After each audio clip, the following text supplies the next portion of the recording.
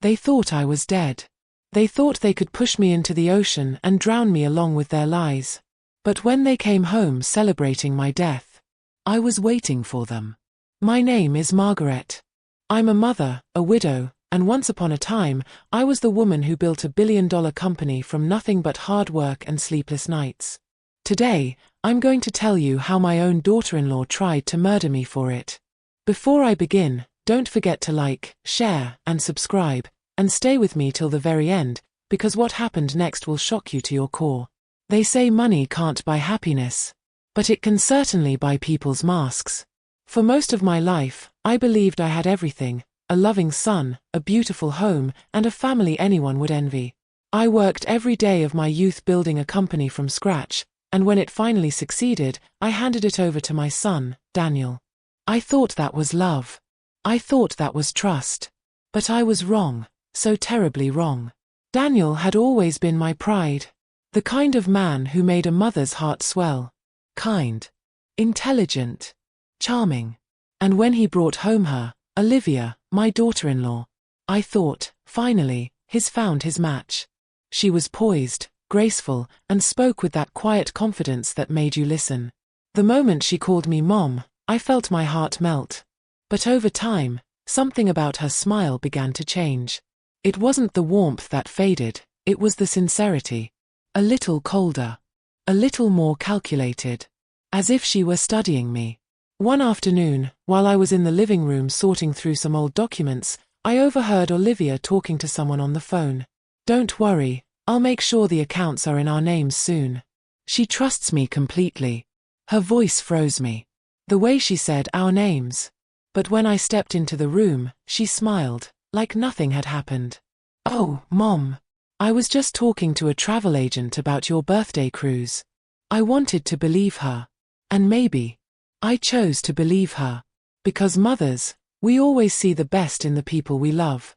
For weeks, Olivia started spending more time at the office, handling family finances. Daniel said he trusted her completely. And I smiled and nodded, pretending I did too. But something inside me stirred. A strange heaviness. Like the calm before a storm. I remember one evening at dinner, the table glowing under soft golden lights, laughter echoing between the three of us. Olivia poured me a glass of wine, saying, "To family, and to the woman who made this all possible." Her eyes met mine. But there was something behind that look, admiration, yes, but also something darker. Possession. "You make it sound like I'm leaving you my empire tonight." "Oh, Mom, don't say that. You'll live forever." Her voice lingered too long on the word forever. After dinner, I watched her take Daniel's hand, leading him outside to the garden. They talked in low voices, shadows flickering under the porch light.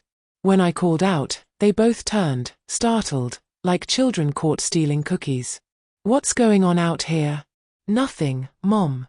Just planning a surprise for you." I smiled, but inside, something told me that surprise wouldn't be a good one. Later that night, as I was closing the curtains, I saw Olivia standing by the pool, alone, staring into the water. No phone, no music, no drink. Just standing. I thought maybe she was lost in thought. Maybe she was reflecting on life. Or maybe she was imagining mine sinking beneath that surface. I shivered. Because in her reflection, I could swear she was smiling. The next morning, Daniel burst into my room with excitement. "Mom, we're taking you on a trip. A private yacht, just us three. You deserve it." His enthusiasm was contagious. He hugged me, kissed my forehead. And for a moment, I felt silly for ever doubting them. "That sounds wonderful, sweetheart. You and Olivia have done so much already. Mom, please. You've done enough for us. Let us spoil you this time." And just like that, my suspicions began to fade. Because when love blinds you, truth doesn't stand a chance. That week, I watched Olivia pack our bags, carefully, meticulously. She double-checked everything: sunscreen, champagne, my favorite shawl, and a small black folder she tucked discreetly into her purse. I almost asked what it was.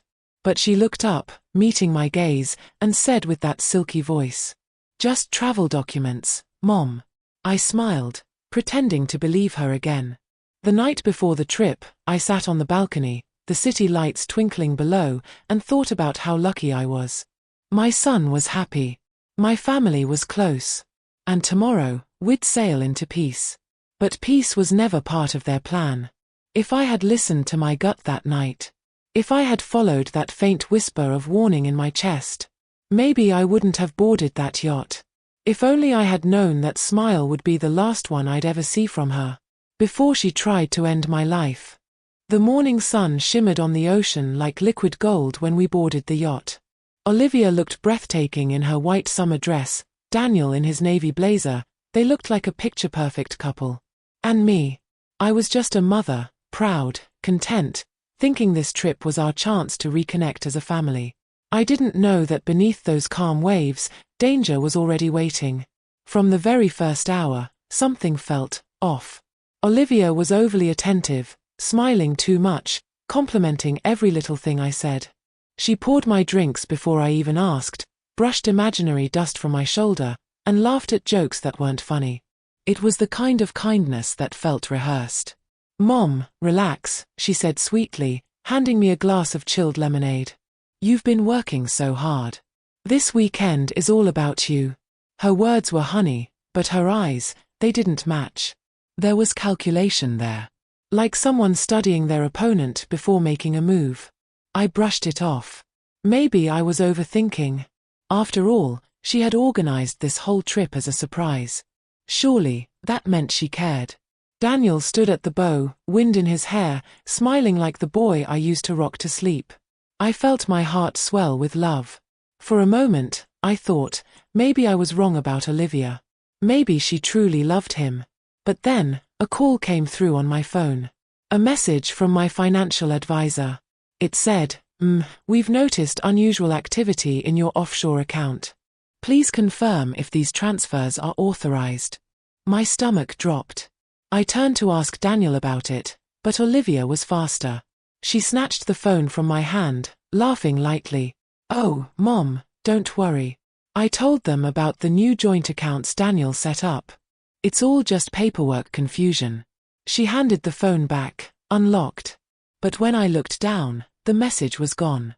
I smiled tightly. "Of course. Thank you, dear." That night, as the yacht drifted far from the shore, I sat on the deck watching the horizon. The sea was endless, silent except for the hum of the engine and the clinking of wine glasses below. I could hear Olivia's laughter, that sharp, bright sound that didn't quite reach her eyes. Daniel joined me, resting a hand on my shoulder. "You okay, Mom?" "Just tired. These old bones aren't made for yachts anymore. You'll be fine. You've always been the strongest woman I know." His voice was warm, but there was a hesitation, like words unsaid were caught between his teeth. "Daniel, is everything all right between you and Olivia?" "Yeah, of course. Why? You seem distant." "And she's been." "Mom," he interrupted softly, "please. Don't start. Olivia's been nothing but good to you." I forced a smile. "You're right. Maybe I'm just being silly." But I couldn't ignore how he avoided my gaze. Later, at dinner, Olivia poured me another glass of wine, the red kind she knew I loved. "To family," she said, raising her glass. "To love," Daniel added quietly. "To trust," I said, my eyes fixed on hers. We clinked glasses. And for a split second, I thought I saw something flicker in her eyes, a silent satisfaction. The wine tasted strange that night. Bitter. Almost metallic. I didn't say anything, not wanting to ruin the mood. As the sky darkened, Olivia began to ask peculiar questions. "Mom, if something ever happened to you, who would handle your estate?" "Why would you ask that?" I laughed. "Just curious. I mean, Daniel's your only child. It would all go to him, right?" Daniel shifted uncomfortably. "Olivia, can we not talk about this now? I'm just asking. It's important to plan these things." She smiled, but I could feel the weight of that conversation sinking in. Later that evening, I found her alone again on the deck, staring into the sea. I approached quietly. "Beautiful night, isn't it?" "It is," she said, turning slightly. You can barely see where the water ends and the sky begins. It's peaceful, I said softly. Yes. Peaceful and quiet. The kind of place where no one would hear you if you screamed. Her words cut through me like ice. I froze. She didn't turn to look at me, just kept watching the waves. After a moment, she smiled faintly. I'm kidding, Mom. You really need to relax. But something inside me knew, she wasn't joking. When I went to bed that night, I couldn't sleep. The yacht swayed gently, but my heart was pounding like thunder. I kept hearing her voice in my head. No one would hear you if you screamed. I didn't realize then that she was already planning how to make sure I never did. As dawn began to break, I told myself I'd confront her. Ask her directly. Get the truth out in the open before my fears consumed me. But when I stepped onto the deck that morning, she was already waiting. Perfect smile. Fresh coffee. The ocean glistening behind her like an accomplice. Good morning, Mom. How did you sleep? Restless, I admitted. Too much thinking. You should stop worrying so much. We're here to enjoy life, remember? She handed me the cup. Her hand brushed mine, cold as the sea itself. We're heading into deep waters today, she said, smiling. Perfect time for a fresh start. Her words lingered. Fresh start. I didn't know then that she meant mine would end. That night, under the golden sunset, I thought we were sailing toward peace. But we were heading straight into betrayal.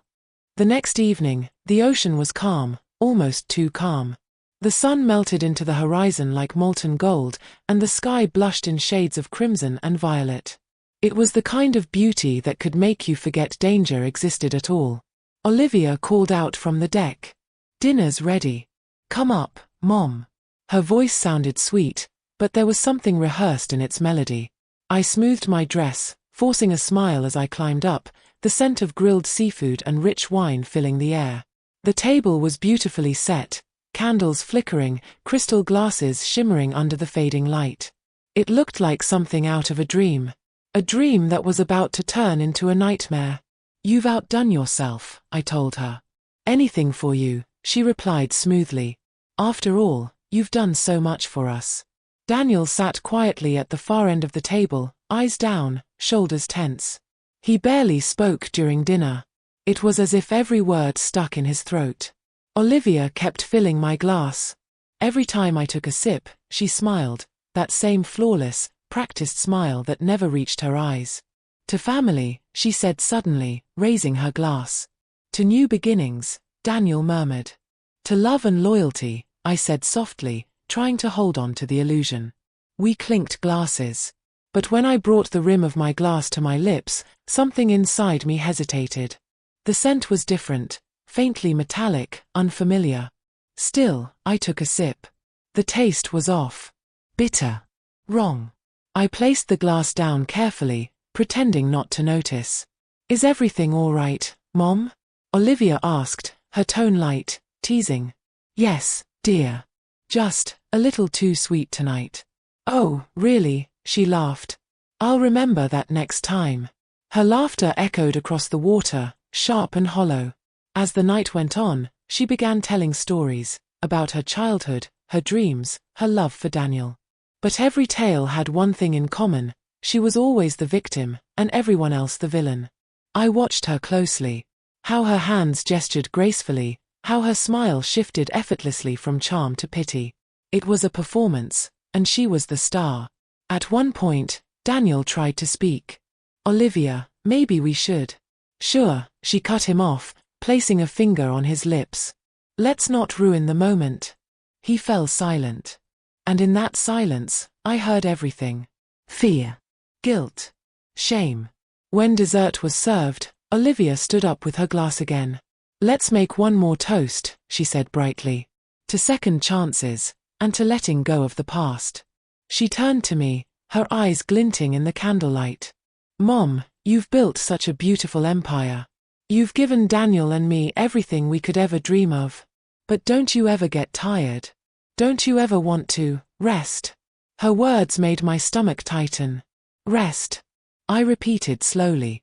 Yes, she said, stepping closer. You've lived a good life, haven't you?" For a heartbeat, time stopped. The ocean, the sky, even the air, everything seemed to hold its breath. Her voice dropped to a whisper only I could hear. "Maybe it's time to let someone else take the helm." Her perfume was sweet and suffocating. I felt dizzy. I looked at Daniel. He avoided my eyes. That's when I knew, he knew. The dizziness grew stronger. The edges of the world blurred like melting glass. "Olivia," I murmured, clutching the table for balance. "Yes, Mom," she said softly, still smiling. What have you done?" She tilted her head, feigning innocence. "Nothing at all. You just need to relax." Her voice sounded distant, like it was coming from underwater. I tried to stand, but my knees buckled. Daniel stood halfway, then froze. He looked torn, like a child caught between right and wrong, but too weak to choose either. "Daniel," I gasped, "help me." He didn't move. His face twisted with guilt, but he stayed seated. Olivia leaned close to me, her voice a whisper against my ear. "Don't make this harder than it has to be. We'll take good care of everything. I promise." Her words slithered through me like poison. The world tilted. The deck swayed. I clung to the edge of the table, breathing hard. And then she smiled, that cold, final smile that said everything without a word. "You've lived a good life, haven't you?" she repeated. And I finally understood. This was goodbye. I stumbled back, clutching the railing for support. The sea below shimmered like black glass. For a moment, I thought she might stop me. Apologize. Say it was a mistake. But instead, she stepped closer, eyes dark and calm. Daniel whispered something I couldn't hear. His hands trembled. Olivia just watched me, patient, composed, merciless. "You should sit down, Mom," she said gently, "before you fall." And then she reached out and rested her hand on my shoulder. Her touch was light, almost tender. But behind it, there was intent. The wind picked up, scattering the napkins, flickering the candles. She leaned close, her lips barely moving. "Goodbye, Mother." I barely had time to breathe before I felt the push. A sharp, deliberate shove, and the world vanished beneath me. The cold water swallowed my scream, dragging me down into the dark. Above me, the yacht lights blurred and shimmered, shrinking into distant stars. My son's voice echoed faintly through the water, calling my name, or maybe laughing. I couldn't tell anymore. The last thing I saw was Olivia's silhouette leaning over the edge, perfectly still, watching me disappear. And then, nothing. I didn't die that night. But they made sure the world thought I did. The ocean was colder than death. When I hit the water, it felt like every bone in my body shattered. The shock stole my breath, and the darkness swallowed everything. The surface lights of the yacht blurred above me like a halo fading into the distance. I kicked, clawed, tried to scream, but only bubbles escaped my mouth. Salt burned my eyes. My lungs screamed for air. And through the chaos, I thought I heard Daniel's voice. "Mom. Mom." But it was faint. And then, silence. The yacht's engine roared. And I knew. They were leaving. My own son. My only child. Sailing away as I sank into the sea he once begged me to teach him to swim in. I fought to stay afloat, but the waves kept crashing over me, dragging me under again and again. Each time I surfaced, I gasped for air, choking on salt water and tears. I remember thinking, so this is how it ends. Not with dignity. Not with peace. But betrayed by the two people I trusted most. The night stretched on endlessly. The stars above looked indifferent, cold.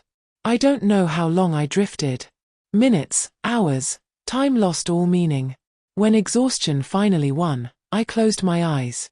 Memories began to flicker, Daniel as a little boy, running to me with muddy hands. His first day at school. The nights I stayed up through his fevers, whispering lullabies. And now, the same hands I once held had pushed me toward death. "Daniel," I whispered into the waves, my voice breaking. "Why?" The current pulled me further into the dark, the world fading with every breath. But just when everything went black, something caught my arm. A rope. Then another. Rough hands lifted me, voices shouting in a language I didn't recognize. "She's alive," someone cried. I was pulled onto a small fishing boat, drenched and shaking, coughing up seawater. The faces around me were blurry, but their eyes were kind. Where am I?" I rasped. "You're safe now," one of them said softly. "You're lucky to be alive." Lucky. That word felt almost cruel. They wrapped me in a blanket, offered me warm tea, and I sat there trembling, not from the cold, but from the weight of realization. I wasn't supposed to survive. They had planned everything. The toast. The wine. The timing. And when I hit the water, they didn't even look back. It wasn't an accident. It was murder. I thought of the empire I built, the wealth I created, $3 billion in assets, investments, and companies, all of it. Everything they wanted was mine. And now, without me, it would all be theirs. I could almost hear Olivia's voice echoing in my mind. "You've lived a good life, haven't you?" I clenched the blanket tighter, a silent vow forming in my chest. "No," I whispered to the wind. "Not yet. My story doesn't end here." The fishermen offered to take me to the nearest port. I thanked them, my voice barely steady. But before we reached shore, I asked one favor, not to report me. "Please," I begged. "Don't tell anyone I'm alive." They hesitated, but something in my eyes must have convinced them. They nodded. When we docked, I slipped away quietly, my wet clothes clinging to me, my mind spinning with grief and fury. Every step I took on that cold dock was a step away from who I had been, the loving mother, the generous matriarch, the trusting fool. That woman had died in the water. The one walking out of it was someone else. I found refuge in a small seaside motel. The owner gave me odd looks, a drenched, half-conscious woman with no ID, no luggage, no story. I told him I'd lost everything in a boating accident. He didn't ask more. That night, lying in that creaky bed, I stared at the ceiling, feeling the ache in every muscle. And beneath the exhaustion, a single, burning thought repeated in my mind. They think I'm gone. And maybe, that was the gift they unknowingly gave me. Because a dead woman can do things a living one can't. I closed my eyes, and in that silence, I made my decision. If they wanted me gone, I'd vanish. If they wanted my fortune, I'd let them take it. But when the time was right, I'd take something far more precious from them. Their peace. Their certainty. Their freedom. I smiled faintly, the first real smile since the push. If they wanted a ghost, I whispered into the dark, I'll give them one. And with that, I drifted into sleep, not as a victim, but as something they would soon learn to fear. When I woke up, sunlight was streaming through the thin curtains of the motel window. For a moment, I didn't know where I was. The faint smell of salt, the scratchy blanket, the silence, it all felt like a dream. Then I moved, and pain shot through my ribs. Reality came crashing back. I was alive. Barely. The ocean hadn't claimed me. But in a way, it had taken everything else. I turned to the mirror hanging crooked on the wall. The woman staring back at me looked like a stranger, pale skin, swollen lips, bruised eyes. My hair was tangled, my face hollow. I reached up, touched the reflection softly. "You're still here," I whispered. "So act like it." I forced myself to stand, every muscle protesting, and walked to the small sink. The water was cold, but it felt grounding, proof that I was still part of the living world. I thought of Daniel and Olivia again. Their laughter. Their voices. The toast. The push. And then, the silence that followed. That silence now echoed inside me. I sat on the edge of the bed, wrapped in the motel's thin sheet, and stared out the window at the sea in the distance. The same sea that had tried to erase me. But it didn't. And if you're still listening, my dear friend. Yes, you, sitting behind your screen right now. Take a moment to breathe with me. If this story has kept you here till now, please don't forget to like, subscribe, and share this story. I'd also love to know when you came into this world, your birthday, month, or year, and where you're watching from. Our little family here grows with every story, and I want to know where my voice reaches. Now, let's go back. I spent the next few days in that motel, barely speaking to anyone. Every time someone knocked on the door, I froze. Every time I heard footsteps outside, I wondered if they had found me. But no one came. And that was when it sank in, they weren't looking for me. To them, I was already dead. Olivia and Daniel must have already called the authorities, the insurance companies, the board members. They would hold a memorial, cry fake tears, and divide my fortune. I could picture it clearly. Daniel holding a framed photo of me. Olivia dressed in black, face hidden behind sunglasses, pretending to mourn. And all the while, the empire I built would crumble into their greedy hands. I gritted my teeth. No. Not yet. They would pay. But not with money, that would be too easy. I wanted them to live with what they did. To look over their shoulders and wonder if the dead ever truly rest. I started writing. Letters. Names. Lists. Every connection, every friend, every piece of my life that could still be used. I cut my hair short. Bought new clothes. Paid cash for everything. The woman named Elaine Carson ceased to exist. And in her place, I became Eve Laurent, a widow, quiet, unseen, untraceable. I found a small job cleaning rooms in another motel on the outskirts of the next town. The pay was nothing. But it gave me time to think, to heal, to plan. Each night, I lay awake, staring at the cracked ceiling, listening to the hum of the vending machine in the hallway. And in that silence, I rebuilt myself piece by piece. Sometimes, I'd whisper into the dark. You think I'm gone. But I'm coming back. The words felt like a promise, a heartbeat in the quiet. Weeks passed. My body recovered. My strength returned. And then, one morning, as I wiped down the counter of the empty lobby, a newspaper headline caught my eye. Businesswoman Elaine Carson declared dead at sea. There it was. My face. My obituary. They had done it. My death was official. Underneath, the photo showed Daniel and Olivia standing together at a memorial service. She looked radiant, draped in black lace, crocodile tears glistening under the camera flash. Daniel looked older, colder, but I saw something else in his eyes. Guilt. Or fear. Maybe both. I traced his face with my finger. You'll see me again, my son, I murmured. But not the way you expect. I folded the newspaper, slipped it into my bag, and left the motel for the last time. As I walked down that sunlit road with nothing but a new name and an old rage, I finally understood what freedom meant. It wasn't peace. It wasn't forgiveness. It was silence, the kind that comes before a storm. And I was the storm. When they declared me dead, I realized something powerful. For the first time in my life, I was free from every chain that ever tied me down. No board meetings. No expectations. No son calling only when he needed money. I was invisible. And an invisible woman can do anything. 4 days, I sat by that motel window, the newspaper folded beside me, and thought about every mistake I had made as a mother.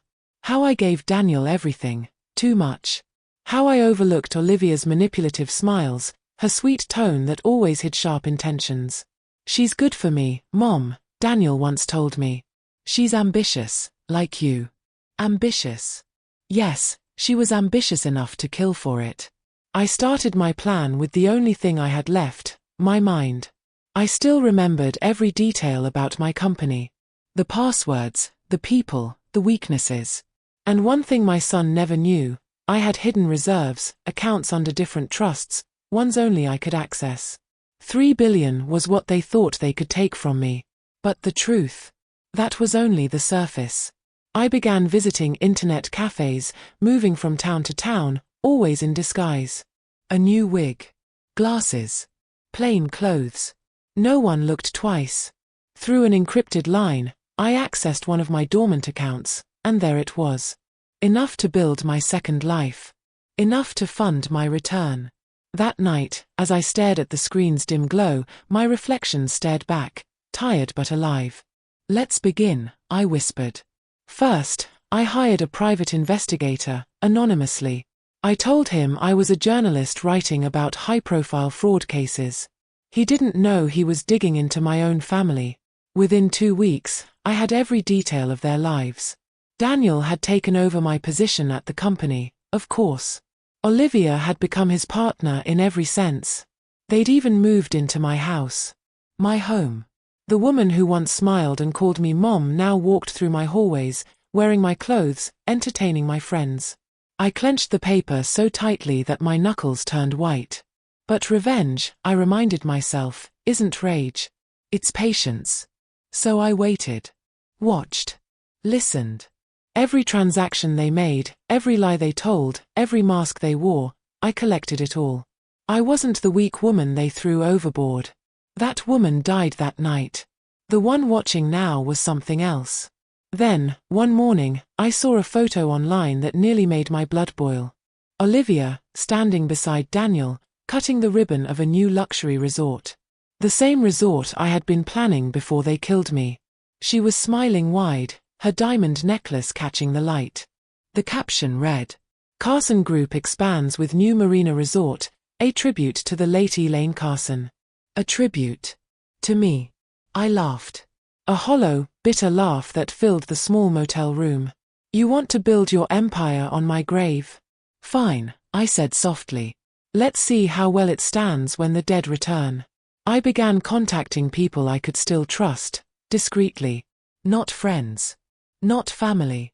Those were gone. But there were still a few who owed me favors. People I had helped rise from nothing. A hacker in Dubai. A legal consultant in Singapore. A retired detective in Boston. Each of them got the same message. Project Lazarus begins. They didn't ask questions. They knew me better than that. Over the next months, we built everything quietly, new accounts, new holdings, new documents. I even invested in a small cybersecurity firm under my new alias, Yves Laurent. From there, I began slowly moving resources out of the Carson empire, unnoticed, untraceable. Every dollar I took was one less they could use. Every file I accessed was one more weapon in my arsenal. But even with all the planning, I couldn't stop one thing: the memories. Late at night, when the world fell silent, I still felt the cold ocean around me. The shove. The betrayal. My son's voice echoing in my head. "It's for the best, Mom." I'd wake up gasping, trembling, and remind myself, no, not anymore. Now I was in control. Months later, I booked a flight back home. The moment I stepped out of the airport, the familiar air hit me, warm, thick, and heavy with everything I once loved. I wasn't Elaine anymore. But every heartbeat screamed that I was coming home. I rented a small apartment overlooking the city skyline. From there, I could see the Carson Tower, gleaming, powerful, cruelly beautiful. My son's name etched in gold where mine used to be. And every morning, I watched from my window with my coffee, whispering, "Enjoy it while it lasts." Because the next phase had begun. The world thought I was gone. They had buried me with fake tears and false memories. But the dead don't always rest quietly. And soon, they would learn. Sometimes, ghosts knock on the door. The first time I saw their faces again, I almost couldn't breathe. It had been 6 months since the yacht. 6 months since they killed me, or thought they did. But standing there across the street from my own house, watching them laugh on the balcony, felt like standing in front of my own gravestone. Daniel looked different. Older. Tired. Maybe guilt aged him. Maybe greed kept him up at night. But Olivia, she looked radiant. Dressed in silk, dripping with diamonds, waving to guests as if she owned the world. Maybe she thought she did. "To new beginnings," she said, raising her glass. "To our future," Daniel replied softly, his voice hollow. Their laughter carried across the street, light and cruel. It hit me like a slap, not just because of what they did, but because of how easily they'd moved on. And that's when I decided. They wouldn't see me return in anger. They would see me return as a whisper. A ghost. I started small. A single white rose sent to their house, with no note attached. It was the same flower Olivia had chosen for my coffin. 2 days later, she called the florist, furious, demanding to know who placed the order. They had no record of it. Then came the calls. At 3 a.m., the phone would ring in their mansion. When Olivia picked up, all she heard was the sound of waves, soft, endless, familiar. She thought it was a prank. But it wasn't. It was the ocean. The same ocean that should have taken me. While they grew restless, I grew stronger. I moved back to the city, using my new identity, Yves Laurent. Under that name, I quietly repurchased some of my own former assets, through shell companies, holding firms, and foreign accounts. Piece by piece, I was taking back what was mine. One evening, I walked into a charity gala they were hosting, the same kind of event I used to organize. The theme? Honoring the late Elaine Carson's legacy. The irony nearly made me laugh out loud. I entered unnoticed, wearing a simple black dress, my hair cut shorter. My reflection barely resembled the woman I once was. As I walked through the crowd, my eyes met Daniel's from across the room. For a split second, something flickered in his expression. Confusion, recognition, fear. But before he could react, I turned away. That's how it started. A fleeting glimpse. A shadow in the corner of his eye. A voice that sounded too familiar in a crowded hallway. He began to see me everywhere. And Olivia, she began to unravel. A week later, she called the housekeeper in the middle of the night, screaming that she saw me standing at the foot of the stairs. But when Daniel came down, there was nothing. "You're imagining things, Liv," he told her, rubbing his temples. "She's dead. We buried her." "No," she whispered. "I saw her. Her eyes. She was watching us." He didn't believe her. But I did. Because I was watching them. I left a framed photo of Daniel and me on their porch the next morning, the same one that used to hang in his childhood room. On the back, I wrote 3 words. "Did you miss me?" Days turned into weeks. And while their fear grew, so did my reach. I reconnected with my lawyer, Mr. Hayes, a loyal man who had served me for years. When I revealed who I truly was, he almost fainted. "Elaine, my God," I thought. "Yes, everyone did," I said quietly. "That's what makes this perfect." Together, we started the legal process, quietly reopening the investigation into my death, freezing company funds, and building a case of fraud and attempted murder. But I didn't want them arrested yet. Not until they felt what I felt. Not until they drowned in the same helplessness they gave me. So, I sent Olivia an email from a hidden account. No name. No signature. Just a message. The sea remembers everything. That night, Daniel checked every lock in the house twice. Olivia didn't sleep. And I smiled. Because justice wasn't about handcuffs. It was about fear. The kind that eats you alive from the inside out. One morning, I walked along the marina where the yacht once departed. The air smelled of salt and rust. The water rippled gently, as if whispering my name. I placed my hand on the railing and whispered back. "We're almost there." Back at my apartment, I opened my laptop and watched the live feed from a camera I had planted in their living room through a disguised cleaning service. Daniel was pacing again. Olivia sat on the couch, clutching a glass of wine, her hands shaking. "She's alive, Daniel," she said, her voice trembling. "Stop it. Stop saying that. I can feel her. She's gone, Liv. You're losing your mind." He stormed off, leaving her alone in the room.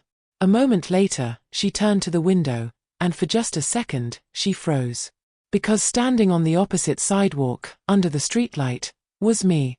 Our eyes met through the glass. Her wine glass slipped from her hand and shattered. She screamed. By the time Daniel came running, I was gone. As I sat in the backseat of the cab, the city lights flickering past, I could almost hear my heartbeat sinking with the sound of the tires. This was no longer about revenge. This was about truth. And soon, they'd both have to face it. But before that moment came, I had something to tell my listeners. If you're still with me, thank you. You've been walking through every shadow, every secret, every heartbreak beside me. Please, take a second to like, subscribe, and share this story, and tell me in the comments when your birthday is or what month you were born in. I'd love to know where in the world you're listening from, and be part of our family here. Now, back to the story. Because the night they finally saw me face to face was the night everything shattered. They say ghosts always return to the place where they died. Maybe that's why, 6 months later, I found myself standing before the gates of my mansion, the same gates Daniel used to run through as a boy, his laughter echoing down the driveway. Now those gates stood cold, guarded, locked. But that night, I wasn't there to ask permission. The moon hung low over the water. The ocean's whisper followed me as if it knew where I was heading, back to the heart of my own story. I took a deep breath. My hands didn't shake this time. The fear that once lived in me had turned into something far stronger. I entered using the code that Olivia never bothered to change. Of course she didn't. In her mind, I was gone forever. The hallway lights flickered as I stepped inside. My heels clicked against the marble floor, echoing through the silence. Everything looked the same, the grand chandelier, the family portraits, the piano in the corner. But something felt off. The house didn't feel like home anymore. It felt like a crime scene. My crime scene. I walked to the living room, tracing my fingers along the furniture I'd once chosen, the walls I'd painted, the memories we'd built. On the mantel, Olivia had replaced my portrait with hers, same pose, same golden frame. I smiled. "You wanted my life, Olivia," I whispered. "Now let's see if you can handle what comes with it." I sat down in the armchair, my armchair, and waited. The ticking of the clock grew louder with each second. It was almost midnight when I heard the sound of a car pulling into the driveway. They were home.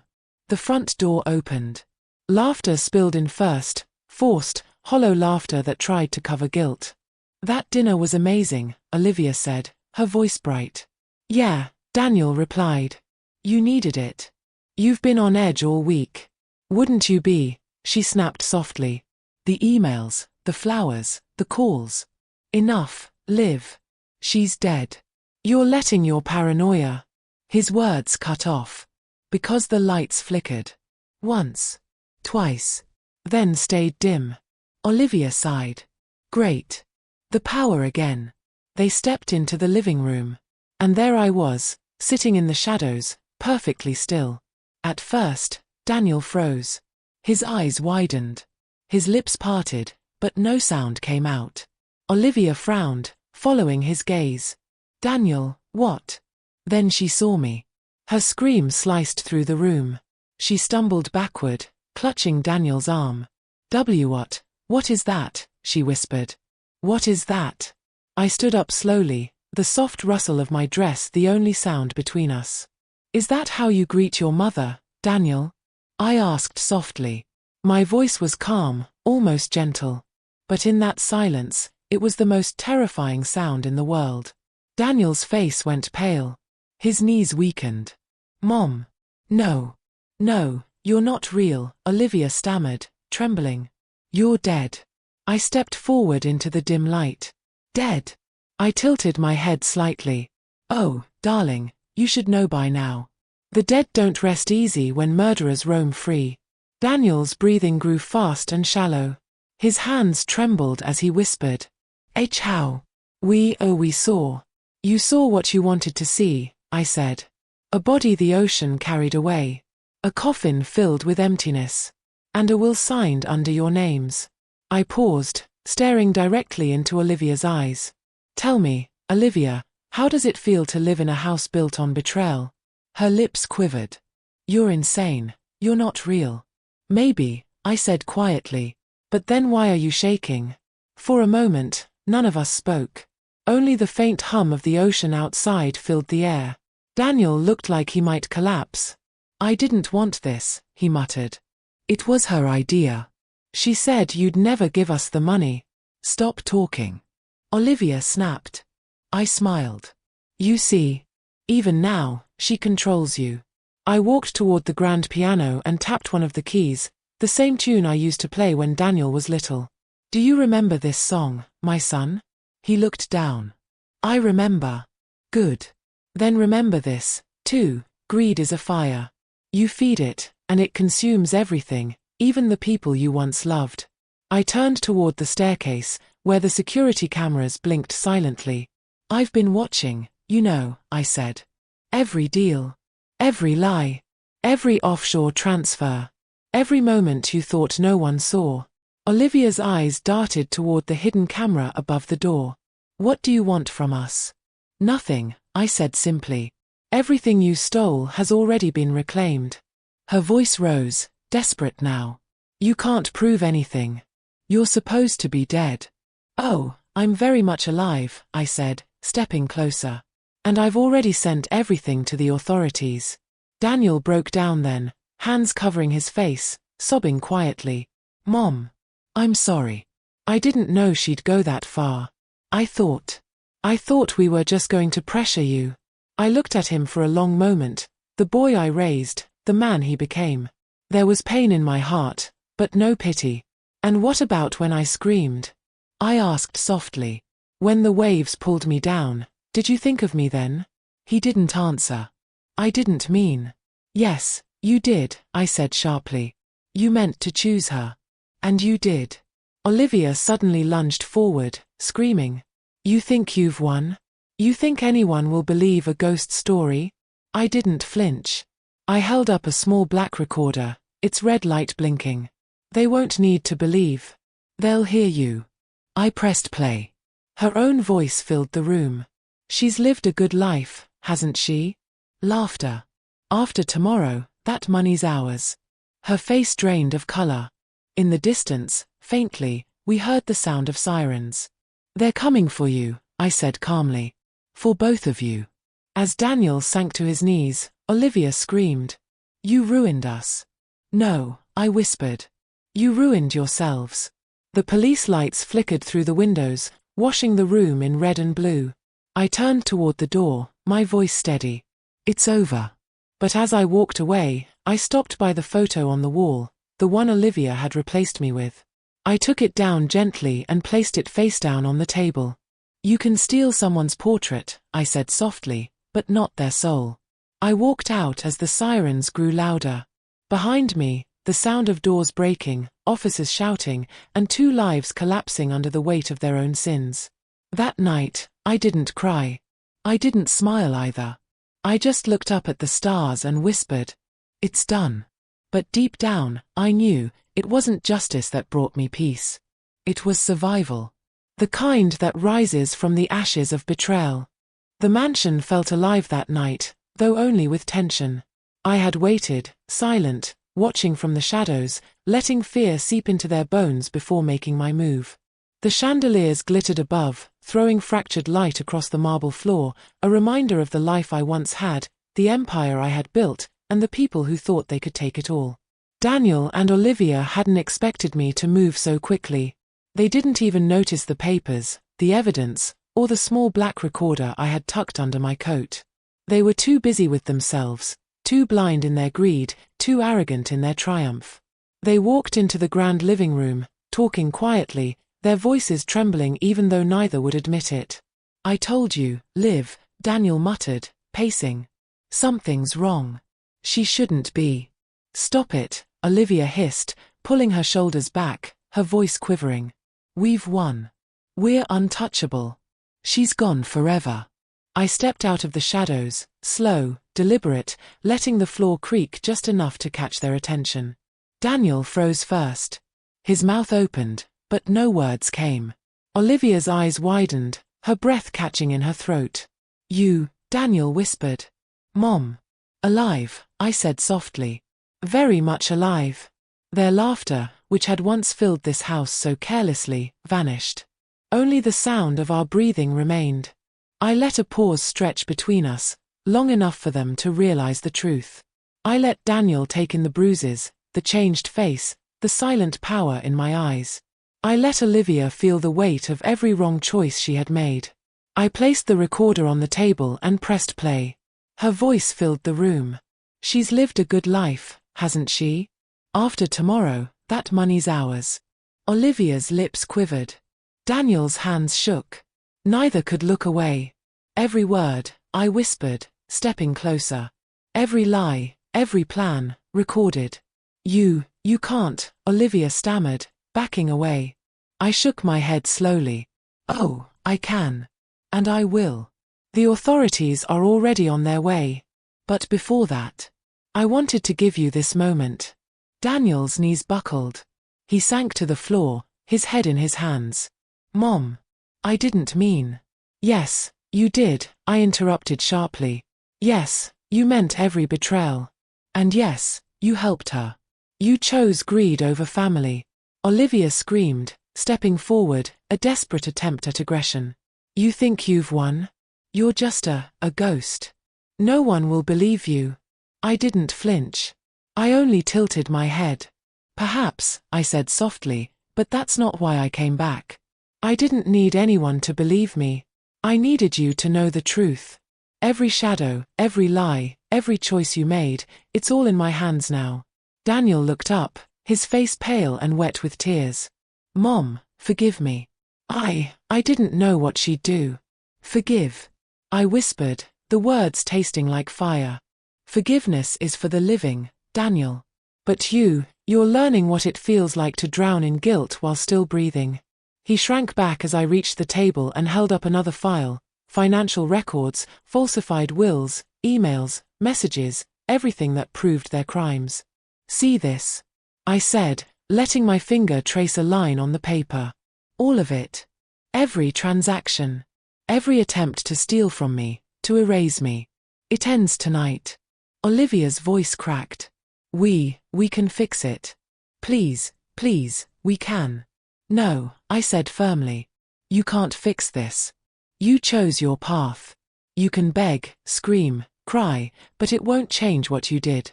I walked closer to Daniel and knelt, looking him in the eye.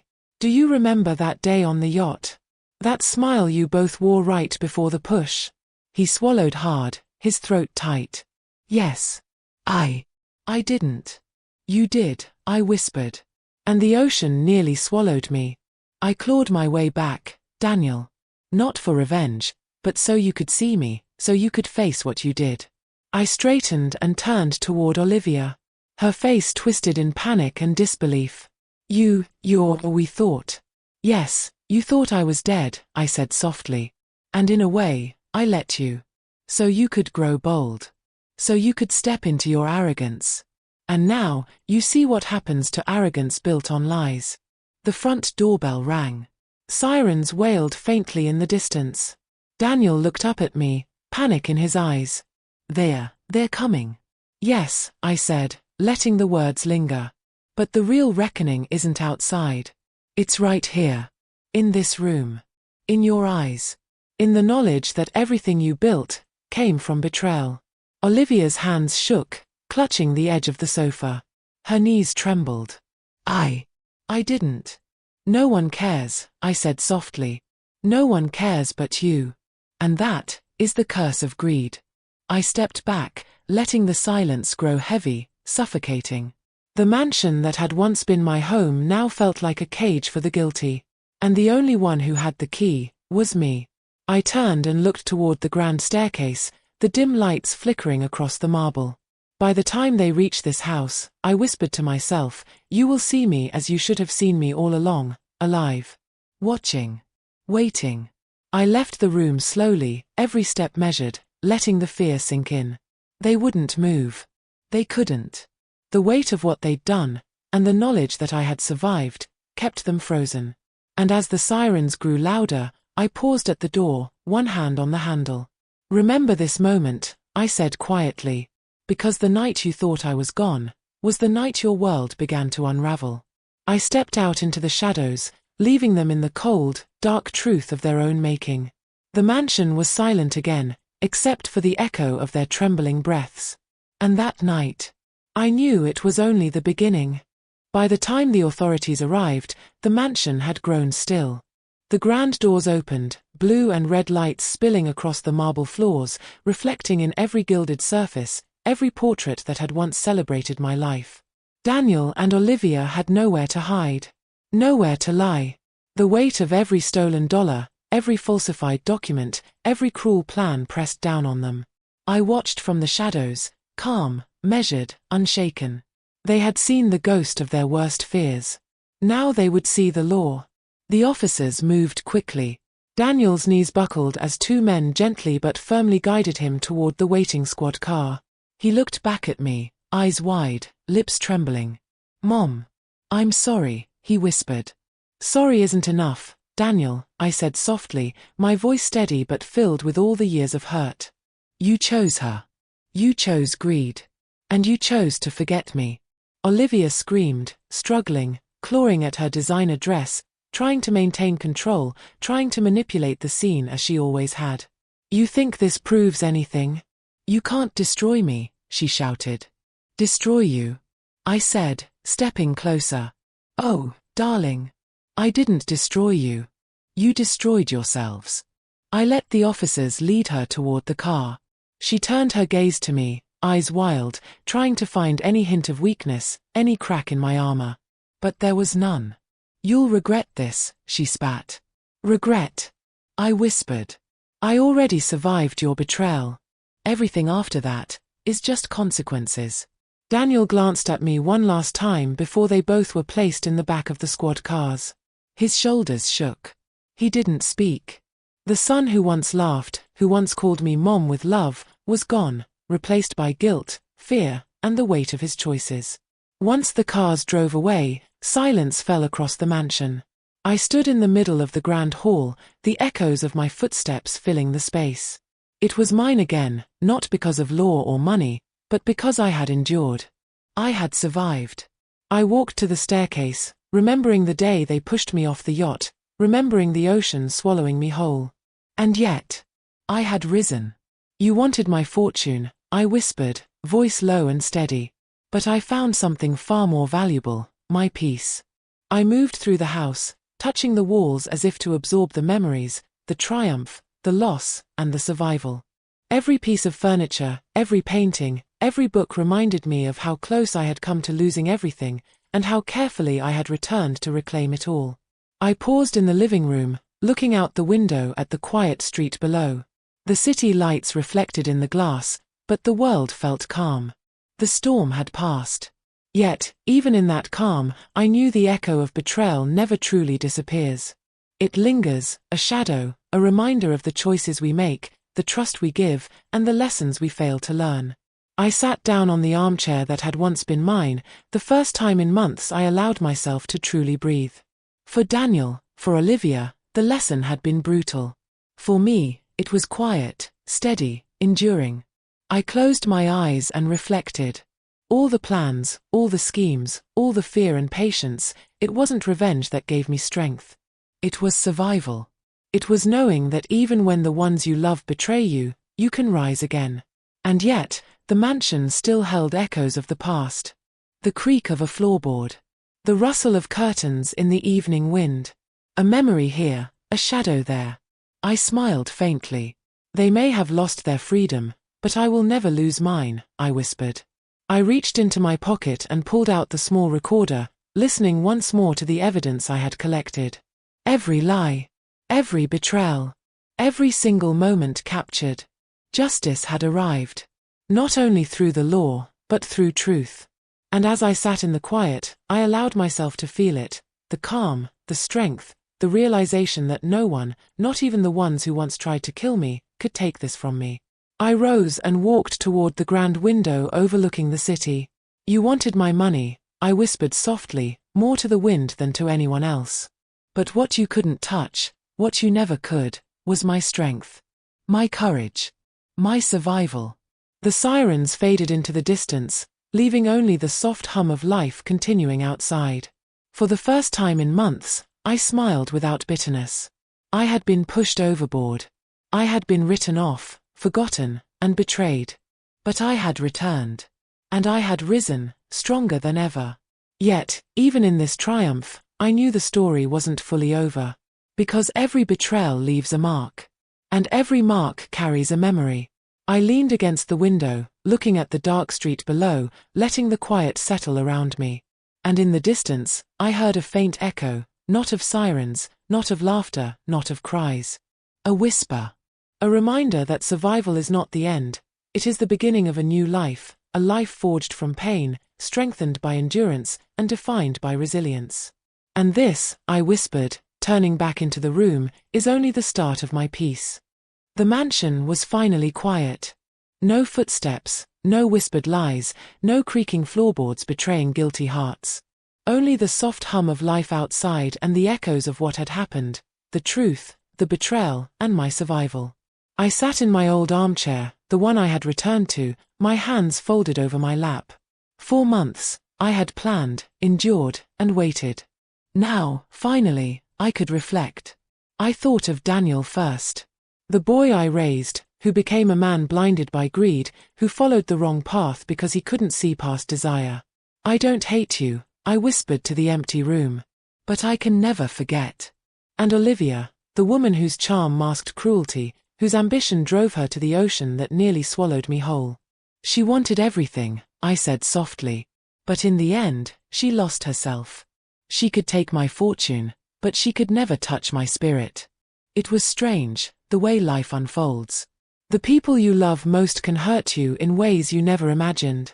And yet, the same life gives you strength, patience, and the wisdom to survive. I leaned back and allowed myself to breathe. For the first time, I felt the weight lift from my shoulders. Not because they were punished, though they were, but because I had risen. Because I had survived the betrayal that could have ended me. I thought about the lessons I had learned along the way. That trust is sacred, but must be given carefully. That love can be blinded by ambition, greed, and manipulation. And that survival isn't measured by revenge alone, it's measured by the strength to reclaim your voice, your worth, and your peace. I looked toward the city outside, the lights flickering like stars beneath the night sky. You can steal someone's fortune, I whispered, but you can never steal their strength. Their courage. Their resilience. That is something no betrayal can ever take from you. And in that quiet, I realized the truth. The mother who had been pushed into the ocean, whose life was almost ended by those she trusted most, had become stronger than ever. I had been a ghost in their eyes. A shadow they feared. And now, I was alive, fully, completely alive, and unbroken. I walked through the mansion, touching the walls lightly as if saying hello to old friends, to memories that could never be stolen. Every corner, every room, reminded me that while greed and betrayal could attempt to take from me, they could never erase what I had built, what I had endured. I paused by the piano, once a symbol of elegance, of life before betrayal. I pressed one key softly, letting the note hang in the air. For every parent who has been betrayed, I whispered, my voice carrying across the empty room. For every soul who trusted too much, for every heart that has been broken by the ones they love. I smiled faintly. Remember this, survival isn't about revenge. It's about rising, reclaiming your voice, and owning your peace. And now, to you, my listeners. If you've stayed with me to the end of this story, thank you. Your presence matters. Please, take a moment to like, share, and subscribe, and tell me in the comments your birth month, year, or where you're listening from. We've shared this journey together, and now you are part of the family that witnesses truth, betrayal, and survival. Because the story isn't just mine. It belongs to every heart that has been tested by greed, every spirit that has been pushed to the edge, and every person who has chosen to rise again. I looked out the window one last time, feeling the night air brush against my skin. The cost of betrayal, I said quietly, is measured not in the loss of money or possessions, but in the lessons we carry, the strength we discover, and the peace we earn. You can steal my fortune, but never my courage. I sat back, letting the room settle around me. The mansion was mine again, not because of law or luck, but because I had endured. For every parent betrayed, for every child lost to greed, for every family torn apart, know this. You can rise again. You can survive. And you can reclaim your life. And with that, I closed my eyes, finally at peace. Ending line for voiceover. You can steal someone's fortune, but not their strength. The mother had returned. Stronger. Wiser. Unbroken. And her story, like her spirit, would never be forgotten.